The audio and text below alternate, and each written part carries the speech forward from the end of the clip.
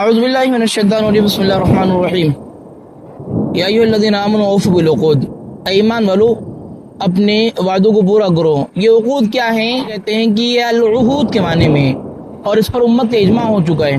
چنانچہ عبداللہ ابن عبید اللہ کہتے ہیں کہ یہ عقود یعنی کہ عہود 5 قسم کے ہیں۔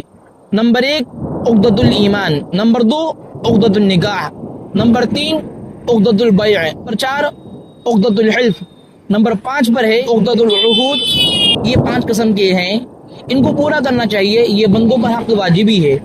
اگر یہ اللہ بندے کے درمیان میں ہو تو عقدۃ الایمان ہے، اس میں الست بربکم والا وعدہ ہے۔ چاہیے بندوں کو ایمان اور اعمال پر جمے رہنا چاہیے، یہاں تک کہ حلال و حرام میں بھی اللہ تعالیٰ کے حکموں کا اور جو من جانب اللہ کے نبی صلی اللہ علیہ وسلم کے زمانے جو احکام دیے گئے ہیں ان کا پابند ہونا انسان کو ضروری ہے۔ چنانچہ یہ عہود میں آئیں گے۔ نمبر 2 پر اگر آپ کا وعدہ کسی انسان سے، جیسے کہ شادی انسان کرتا نکاح میں، تو اس میں انسان کی نیت 2 دن کی نہیں ہوتی ہے بلکہ ہمیشہ کی ہوتی ہے۔ یہ 2 لوگوں میں عہد و پیمان ہو رہے ہیں، چنانچہ ان کو بھی پورا کرنا چاہیے۔ ایسے بیع کا مسئلہ یہ اتنا اہم مہم ہے کہ احادیث میں کہا گیا ہے انسان کہیں پر کوئی زبان دے کے رکھا ہوا میں یہ چیز خریدوں گا یا پھر یہ چیز بیچوں گا، ایسے کسی انسان نے پیغام دے نکاح کا کہ میں فلاں جگہ نکاح کروں گا، تو دوسرے آدمی کو اس بیچ میں ٹانگ اڑانا بالکل حرام ہے۔ حدیث میں کہا گیا ہے کسی کے بیع پر بیع نہ کرو اور ایسے نکاح پر نکاح کا پیغام نہ بھیجو، یہ بالکل حرام ہے۔ تو ان کی شریعت میں اتنی اہمیت ہے۔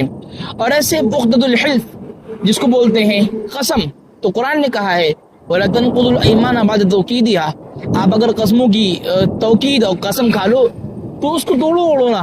تو اس کا بڑا اللہ کے یہاں اہتمام ہے۔ اگر یہ ساری چیزیں عمل میں لے آئی جائیں تو بہت ہی پیاری چیزیں ہیں۔